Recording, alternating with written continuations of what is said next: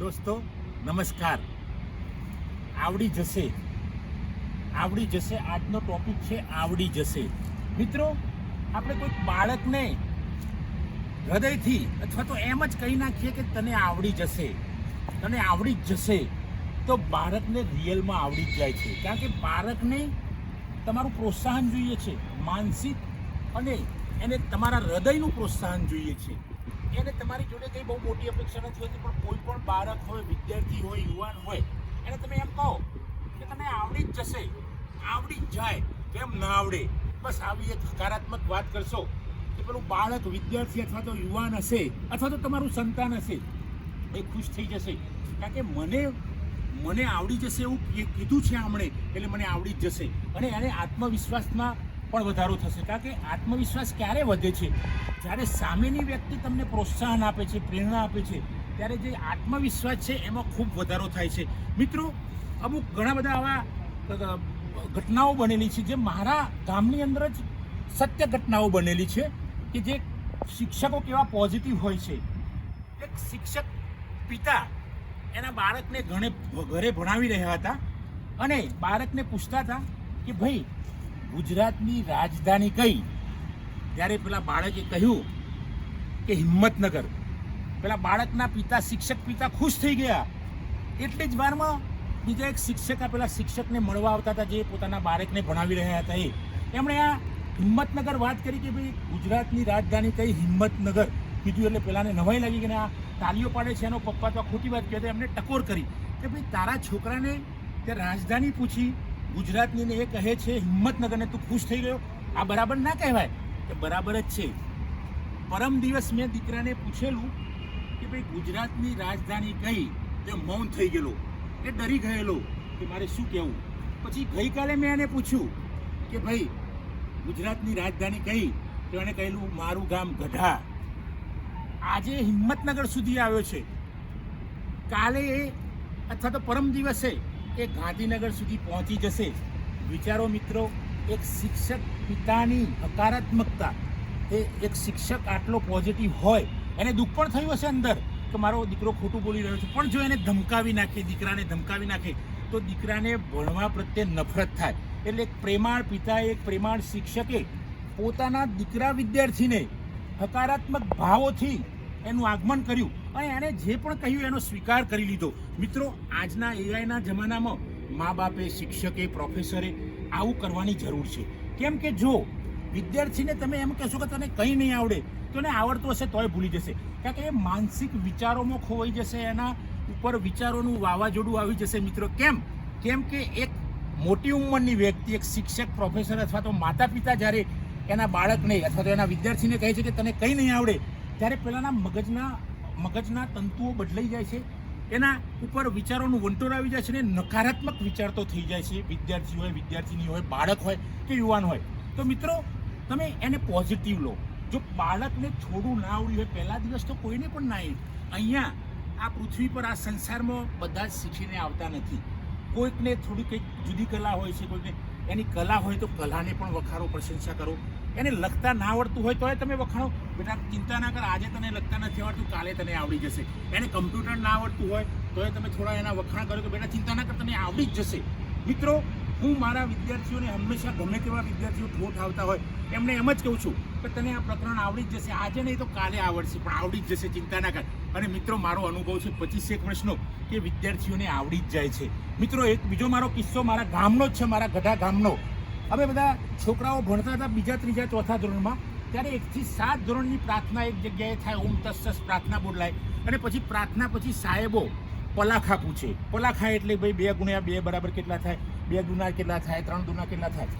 તો એક વિદ્યાર્થીને અમારા એક ટીચરે પૂછ્યું, મેડમ હતા, મેડમે પૂછ્યું કે બેટા 5 9 કેટલા થાય?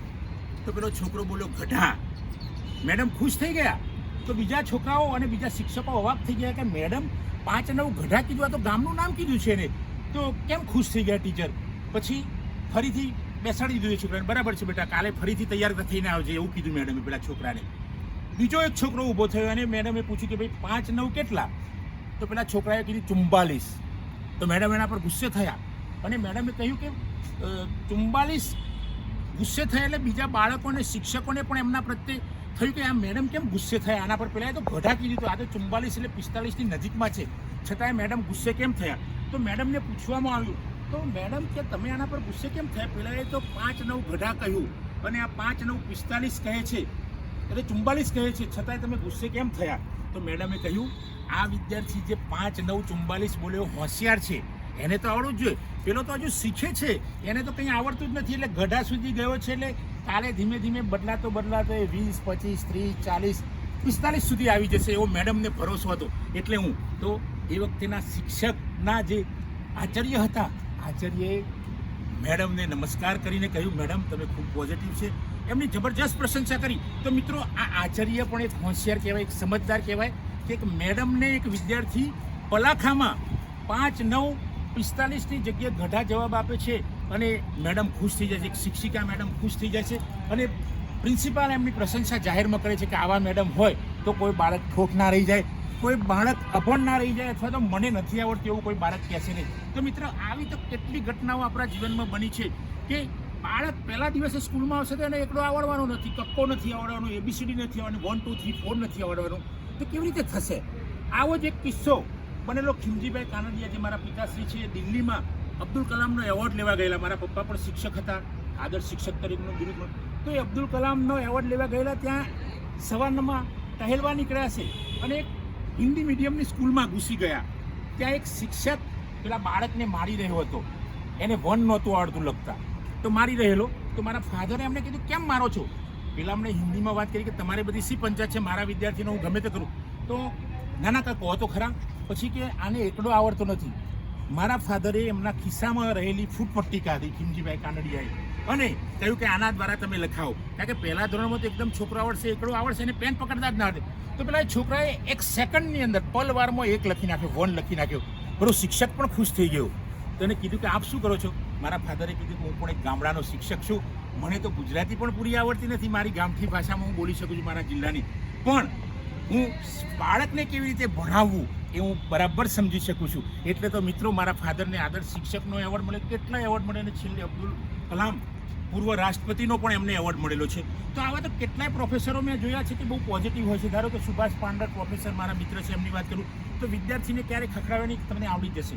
મુંજાલ ભીમરાજકર છે, બહુ પોઝિટિવ માણસ છે કે તને આવડી જ જાય. મારો એક મિત્ર છે ડૉક્ટર બ્રિજેશ કુમાર, જેઓ હિન્દીના પ્રોફેસર છે, તો એ પણ એટલા પોઝિટિવ છે કે એ કહી શકે કે તમને આવડી જ જશે, તમે ચિંતા ના કરો. તો પેલો વિદ્યાર્થી ખુશ થઈ જાય ને, ગમે તેવો ઠોઠ હોય તો એ ધીમે ધીમે હોશિયાર થઈ જાય છે. મારા એક બીજા મિત્ર છે પ્રોફેસર કિરીટ મુજપરા પણ બહુ ખૂબ એકદમ સમજદાર, એમને એકદમ હોશિયાર પ્રોફેસર. તો એવું કહે છે કે બેટા ચિંતા ના કર, પહેલા દિવસે મને પણ નહોતું આવડતું, તને આવડી જશે. અને મિત્રો આ કહેવાથી બાળકનું જે વિચાર વંટોળ છે પોઝિટિવ બની જાય છે અને બાળકને વાસ્તવમાં બધું આવડી જાય છે. તો આ પોઝિટિવિટી છે. એવા તો ઘણા શિક્ષકો મેં જોયા છે કે ભાઈ એ શિક્ષકો બાળકને કહે છે કે તને આવડી જશે. એક મારા મિત્ર શિક્ષક છે જંતીભાઈ, તો જંતીભાઈ પણ હંમેશા પોઝિટિવ કહે છે કે બેટા તું ચિંતા ના કર, આજે પહેલા ધોરણમાં તું આવ્યો છે, તને કંઈ નહીં આવડે, પણ તું ધીમે ધીમે પ્રેક્ટિસ કરીશ તો તને આવડી જશે. તો વિદ્યાર્થીને આવડી જાય છે. એ જ રીતે પ્રવીણભાઈ છે ટીચર, તો બધા ટીચરો જે પ્રવીણભાઈ છે એ પણ પોઝિટિવ. એ તો ભાઈ વિદ્યાર્થીને ભૂખ લાગી હોય તો એમના ટિફિનમાંથી ખવડાવે છે. આવા શિક્ષકો પડ્યા છે. જો આવા શિક્ષકો, આવા પ્રોફેસરો સમાજમાં હશે તો કોઈ વિદ્યાર્થી ઠોઠ નહીં રહે. અને વિદ્યાર્થીની જે માનસિકતા બદલાઈ છે કે ભાઈ હું ઠોઠ છું એવું ક્યારેય વિચારશે નહીં. કારણ કે એનો શિક્ષક જ કહે છે કે બેટા તને આવડી જશે, તને આવડશે જ, કેમ ના આવડે? કારણ કે હું મારા જિંદગીના અનુભવોના 25 વર્ષના પ્રોફેશનના અનુભવોમાં મેં હંમેશા વિદ્યાર્થીને પોઝિટિવ જ કહ્યું છે, બેટા આજે તને નહીં આવડે તો કાલે આવડી જશે. અને મિત્રો એ બન્યું છે. મારા ઘણા વિદ્યાર્થીઓ સારી જગ્યાએ જોબ કરે છે, પ્રોફેસર છે, કોઈ પ્રોફેશનલ છે. એનું રીઝન એક જ છે કે તમે પોઝિટિવિટી વિદ્યાર્થી માટે રાખો. જો તમે નકારાત્મક બોલશો તો વિદ્યાર્થી શીખવાનો પ્રયત્ન કરતો હશે, એ પણ માયુસ થઈ જશે અને વિચારશે કે સાલું મને કંઈ નહીં આવડે, આ વિષય મારા કામનો નથી, મારે નથી ભણવું, એવું વિચારશે. પણ જો તમે એને એમ કહેશો કે તને આવડી જ જશે, તો એ વિદ્યાર્થીને આવડી જ જશે અને પોઝિટિવ બની જશે અને દુનિયા માટે પણ પોઝિટિવ બની જશે. અને જો તમે નેગેટિવ બોલ્યા છો જો વિદ્યાર્થીને, એ દુનિયા માટે પણ નેગેટિવ બની જશે. કારણ કે એને એમ લાગશે કે સારું હું તો ઠોઠ માણસ છું, હું તો ભણવાને લાયક નથી, નીકળી જશે. મિત્રો આપણે યાદ કરીએ, આપણે બલ્બના શોધક તો આલ્વા એડિસનની વાત કરીએ તો એમની માતાને ચિઠ્ઠી લખેલી એના પ્રિન્સિપાલે કે ભાઈ તમારા છોકરાને બરાબર ભણતા આવડતું નથી, અમારા સ્કૂલના લેવલમાં આવતું નથી, તો મમ્મીએ પૂછ્યા વગર એનું એડમિશન કેન્સલ કરીને ઘરે ભણાવવાનું ચાલુ કરી દીધું અથવા તો બીજી કોઈ જગ્યાએ એમણે શિક્ષણની વ્યવસ્થા કરી હશે. પછી વર્ષો પછી થોમસ આલ્વા એડિસન તો બલ્બનો મહાન શોધક બની ગયો, વિશ્વની અંદર પ્રખ્યાત થઈ ગયું કે જેને સ્કૂલે એને ઇગ્નોર કરેલો એવો વ્યક્તિ દુનિયાનો મહાન વૈજ્ઞાનિક બની જાય છે. ત્યારે એની માનું અવસાન થાય છે, એને પેટીમાંથી પટાળામાંથી એક ચિઠ્ઠી મળી આવે છે અને વાંચતા વાંચતા થોમસ આલ્વા એડિસનની આંખો ભરાઈ જાય છે, જબરજસ્ત ચોધારે રડે છે.